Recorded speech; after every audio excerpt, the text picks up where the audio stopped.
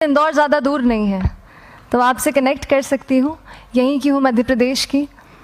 सबसे पहले तो ये कहूँगी कि जैसा मैम ने बताया कि मैंने कैसे शुरुआत की, या स्कूल में थोड़ा सा दिमाग में था।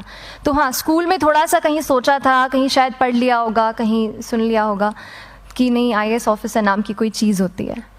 लेकिन तब ये भी नहीं पता था कि यार यूपीएससी नाम की कोई एग्ज़ाम है, सिविल सर्विस एग्ज़ाम है, उससे और भी पोस्ट में आप सिलेक्ट हो सकते हैं, ऐसा कुछ नॉलेज नहीं था।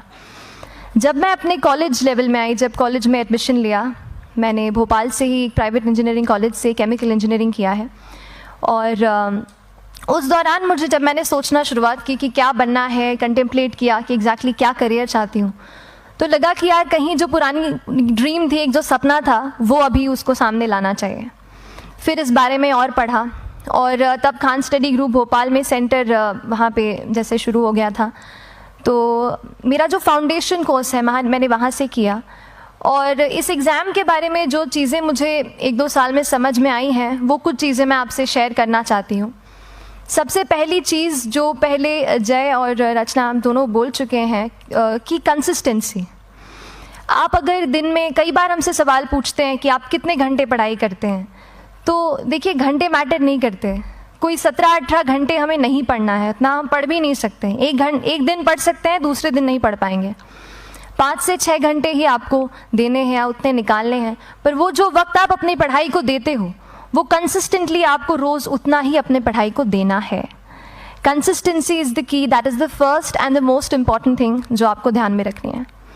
दूसरी चीज़ इस एग्ज़ाम में मुझे लगता है इक्वली इम्पॉर्टेंट है, क्योंकि ये जर्नी लंबी होती है। जैसे एग्ज़ाम ही 1 साल तक चलती है, आप प्रीलिम्स देते हैं, फिर आप मेंस देते हैं, आप इंटरव्यू में जाते हैं पर्सनालिटी टेस्ट के लिए, तो एग्ज़ाम 1 साल तक खुद चलती है। उसके पहले मान लीजिए आप 1-1.5-2 साल पहले से प्रिपेयर कर रहे हो, तो ये जर्नी काफ़ी लंबी रहती है। उस जर्नी में मेंटली अपने आप को मोटिवेट रखना, अपने आप को बूस्ट करते रहना, वो भी इक्वली इम्पॉर्टेंट है।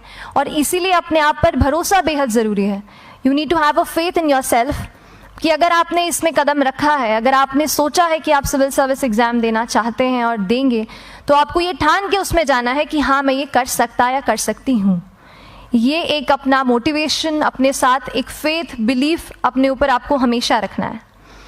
कमिंग टू प्रेपरेशन की कैसे तैयारी करनी है, बहुत सारी बातें आप सुन चुके हैं कि आंसर राइटिंग में कैसे करना होता है, आंसर राइटिंग का स्ट्रक्चर कैसा होना चाहिए। तो मैं शुरू में सबसे पहले ये कहूँगी कि मेरे प्रिपरेशन का बेस 2 चीज़ें रहीं। पहला था करंट अफेयर्स। करंट अफेयर्स इसलिए मैंने उसी से शुरुआत की क्योंकि करंट अफेयर्स सबसे इंटरेस्टिंग पार्ट होता है।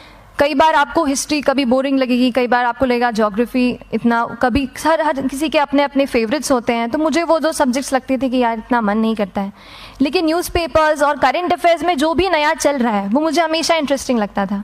इंटरनेशनल रिलेशंस में क्या हो रहा है, क्या सोशल रियलिटीज़ हैं, कहाँ क्या हुआ, उसका क्या इम्पैक्ट पड़ेगा एडमिनिस्ट्रेशन पे और हमारे कंट्री पे, तो उसको आप अपना एक बेस बना सकते हो।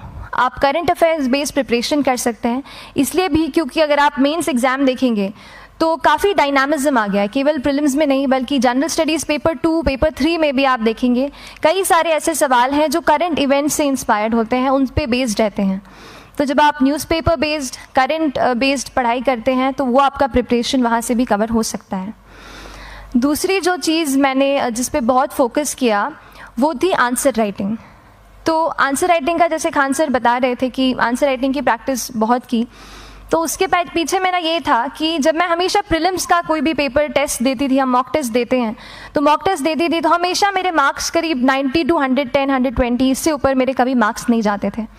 तो मुझे हमेशा ये डर था कि यार प्रीलिम्स में कहीं मेरा कुछ, क्योंकि कट ऑफ भी इसी कुछ रेंज में जाता है, तो हमेशा लगता था कि यार कुछ गड़बड़ यहाँ ना हो जाए।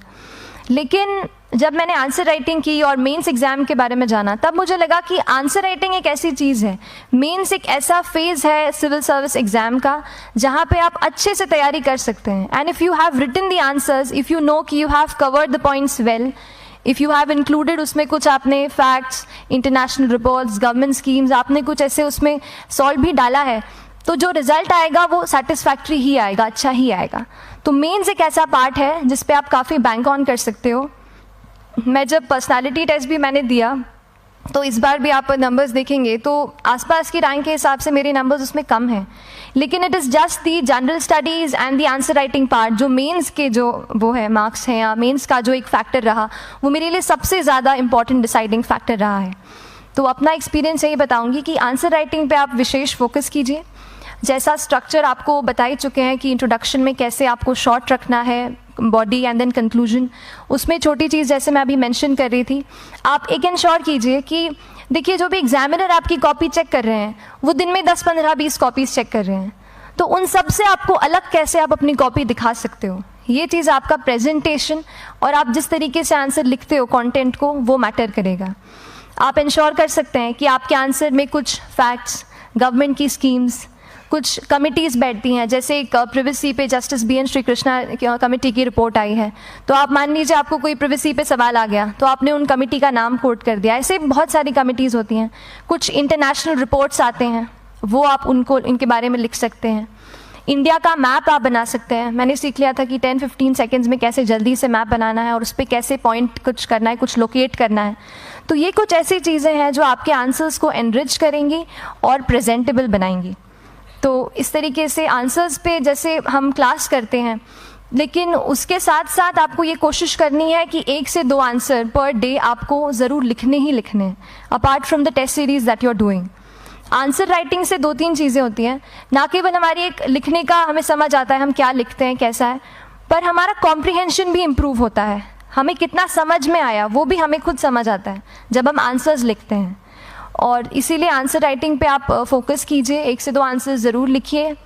और आंसर राइटिंग के बाद the third pillar of my preparation जो काफ़ी इंपॉर्टेंट जिसने रोल प्ले किया, that was tests and test series and mocks. देखिए हम पढ़ रहे हैं यहाँ पर, I will also come to the point कि हम कैसे दिल्ली, भोपाल और इंदौर में प्रिपेयर करके बिना दिल्ली जाए हम कैसे कर सकते हैं, I will come to that point. पर उसके पहले टेस्ट की थोड़ी बात कर लेती हूँ कि टेस्ट देना क्यों ज़रूरी है। हम ये जो एग्ज़ाम दे रहे हैं सिविल सर्विस की, एक ऑल इंडिया लेवल एग्ज़ाम है and this cut throat competition. तो उसके लिए आप केवल पढ़ते रहें, सारी बुक्स, मटेरियल्स, स्टैंडर्ड ये करंट का सब पढ़ लें, लेकिन अगर आप ये नहीं जज कर पाए कि आपका क्या लेवल है at an all India level, तो चीज़ें समझ में आप नहीं, मतलब आप आगे नहीं बढ़ पाएंगे या सही डायरेक्शन नहीं पकड़ पाएंगे। तो इसलिए आप टेस्ट से घबराइए मत। कई बार टेस्ट का इनर्शिया होता है, ऐसे लगता है कि जब तक पूरा सिलेबस कंप्लीट नहीं कर लूँ तब तक टेस्ट नहीं दूंगा, लेकिन सच में बात ये होती है कि जब तक हम GS के मतलब पेपर देने अंदर भी घुसते हैं ना, तब भी उस सेकंड पे लग रहा होता है कि कुछ छूट गया है हमारा।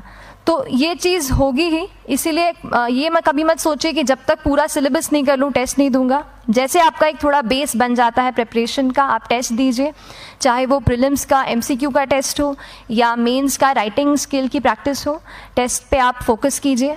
उसके बाद टेस्ट केवल देने के लिए नहीं देना है, उसको एनालाइज भी अच्छे से करना है। When you get the answer hints, when you get the answer keys, analyse properly कि आपकी क्या गलती हुई है और उससे भी सीखने की कोशिश कीजिए कि क्या कुछ नया मुझे इस टेस्ट पेपर से या इस आंसर कॉपी से मिल सकता है। तो इस तरह से टेस्ट पे भी आप फोकस कीजिए। And I will come lastly to the point कि जब मैंने प्रिपरेशन शुरू की थी अपने कॉलेज के 2nd ईयर 3rd ईयर आते आते, तो मन में बहुत सारे फियर्स थे। मैं भी एक नॉर्मल फैमिली से हूँ, मेरे फैमिली में किसी ने आज तक सिविल सर्विस का पेपर भी नहीं लिखा था, तो मन में बहुत सारे फियर्स थे, डाउट्स थे, क्या होगा, कैसे होगा। तो हो सकता है आपके मन में भी ऐसा हो। और हम जैसे यहाँ रहते हैं, हम सोचते हैं कि दिल्ली जाना तो सबसे ज़रूरी है, उसके बिना तो ये एग्ज़ाम हो ही नहीं सकती। तो उस पर मैं एक चीज़ बताना चाहूँगी कि जैसे KSG जैसे इंस्टीट्यूट हैं, जो फैकल्टी भी हमें वही मिलती है जो दिल्ली में पढ़ा रहे हैं, तो ये एक बहुत पॉजिटिव पॉइंट है कि क्वालिटी का कोई दिक्कत नहीं आएगी।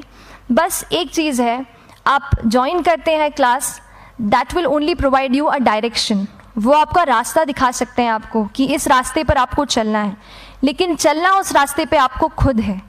You have to work on your own. कभी ये मत सोचिए कि मैं वहाँ नहीं जा पा रहा हूँ तो नहीं हो सकता, यहाँ है, तो हम एक्सक्यूज़ेस बनाते हैं। कई बार चैलेंजेस आते हैं। तो मैंने कॉलेज के साथ प्रिपरेशन की, तो उसमें भी काफ़ी दिक्कत आती थी। कभी कभार कॉलेज की एग्ज़ाम होती थी तो इसमें मैं अपना उतना वक्त नहीं दे पाती थी। तो उस मोमेंट पे फिर प्लानिंग ने मुझे बहुत हेल्प किया कि हम किस तरीके से अपने कॉलेज के एग्ज़ाम के लिए प्लान कर लें। जैसे मैंने इंजीनियरिंग की है और मुझे पता है कि हम इंजीनियर्स 1 महीने से ज़्यादा पहले से पढ़ते नहीं हैं। पढ़ते हैं क्या? तो वो चीज़ आप ध्यान रख सकते हो, उसको अपना स्ट्रॉन्ग पॉइंट बना सकते हो।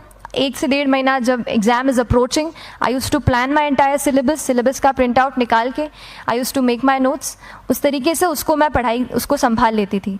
तो whenever you are managing those things together, focus on planning, किस तरीके से आप एक माइक्रो प्लान बनाएं, अपना डेली एक प्लान बनाएं, वीकली टारगेट सेट करें और एक ब्रॉड विजन दिमाग में रखें कि ब्रॉडली आप मंथ्स में क्या कवर करने वाले हैं। अगर आप प्लानिंग अच्छे से करते हैं तो ज़्यादातर पोर्शन आपका वहीं से कवर हो जाता है, और जब आप टारगेट्स बनाते हैं, उनको टिक करते हैं, तो एक सेंस ऑफ कंप्लीशन भी आपको मिलता है कि yes I am on the right path और मैं सही जा रहा हूँ या जा रही हूँ। तो इस तरीके से प्लानिंग पे भी इक्वली फोकस कीजिए। एंड बस यही सिंगल बिगेस्ट मैसेज मेरी तरफ से यही रहेगा कि आपने अगर ठान लिया है, अगर आप सोचते हैं कि आप ये एग्ज़ाम क्रैक कर सकते हैं, तो आपको रोकने वाला और कोई नहीं, आप खुद ही हो सकते हैं। तो खुद आप अपनी रुकावट कभी मत बनिए, एक्सक्यूज़ेस मत बनाइए। ऑब्स्टिकल ज़रूर आएंगे, उन्हें आपको चैलेंज करना है। Challenges are meant to be challenged.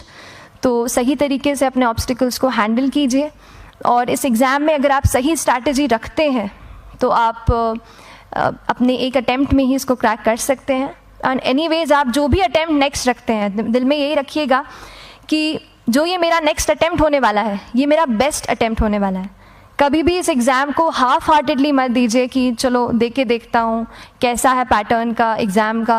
अगर एग्ज़ाम का पैटर्न देखना है ना, तो घर पे 3 घंटा टाइम लगा के एग्ज़ाम दे दो, बस केवल पैटर्न देखने के लिए एग्ज़ाम अटैम्प्ट मत कीजिए। जब आप एग्जामिनेशन हॉल में जा रहे हैं या कोई अटैम्प्ट आपने सेट किया है, तो अपना सब कुछ उस एग्ज़ाम को दीजिए, अपना टाइम, एनर्जी, फोकस, जितना भी करेक्ट आप उसमें पॉजिटिविटी डाल सकते हैं उसको दीजिए, एंड पूरी तैयारी के साथ ही इस पेपर को दीजिए, and I am sure that you will succeed.